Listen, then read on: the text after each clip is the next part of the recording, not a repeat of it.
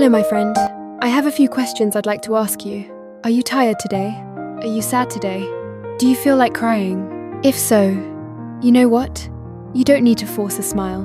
You don't need to keep pretending to be strong. Don't pressure yourself to always be okay. Because the truth is, no one in this world is always okay. There are days when we just need to allow ourselves to be a little weak, to cry a little, to complain a little. And in those very moments, we are truly listening to and healing the little child within us. Let me share with you today's short story. That day, the girl woke up and went to work like any other day. But her heart was heavy because lately, between her and her longtime lover, there had been unspoken silences. And in the afternoon, she received a message from the one she loved. Just a few short words. Let's meet tonight to talk. She sensed something was wrong. At their usual cafe, the place they had sat together hundreds of times, dreamed of the future, and written each other sweet words they sat across from one another. But there was more silence than conversation. Finally, the sentence she feared the most was spoken. Let's end this. No drama, no argument, just a breakup. So light on the surface, yet so unbearably heavy inside. The girl gave a faint smile, nodded, as if she had prepared herself. But her heart trembled, shattering in that very moment. On the way home, the wind cut cold across her face. Her vision blurred, but she bit her lip hard. She whispered to herself, "It's okay. I'm fine. I have to be fine." The next day, she went to work as usual.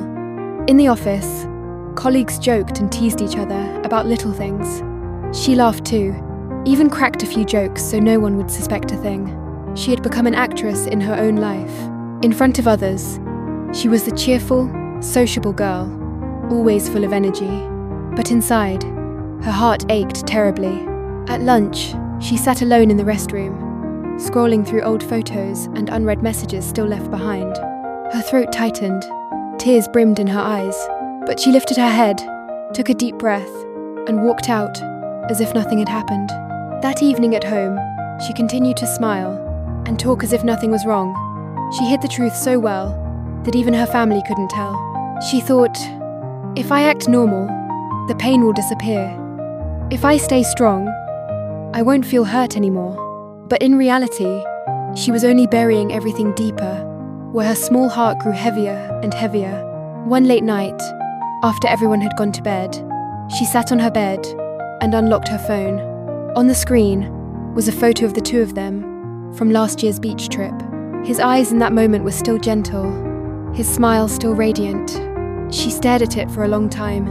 Then, a single tear fell onto the screen. At first, just one. Then 2, 3, 4. She buried her face in her pillow, but the harder she tried to hold it in, the louder the sobs broke out.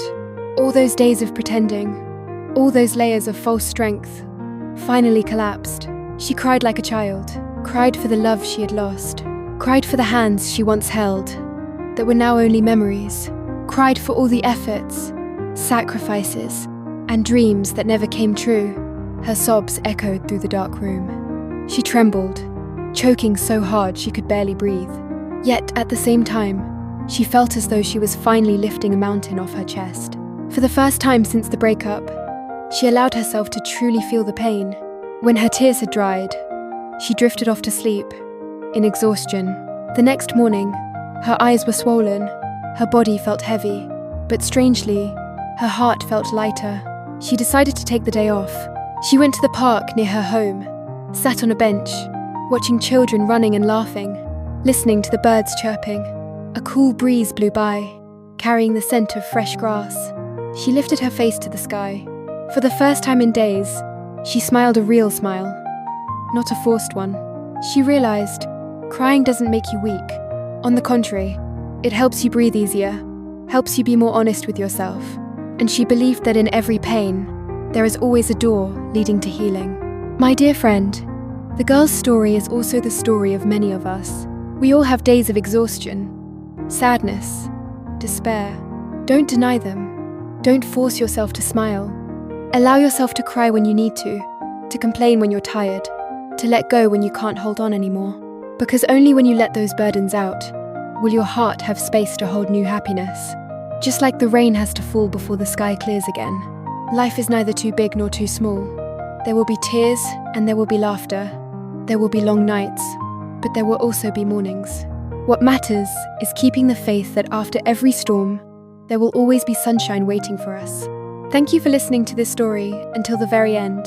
I hope that today, if you are tired, if you are sad, you can give yourself a pause to breathe, to cry, to lighten your heart.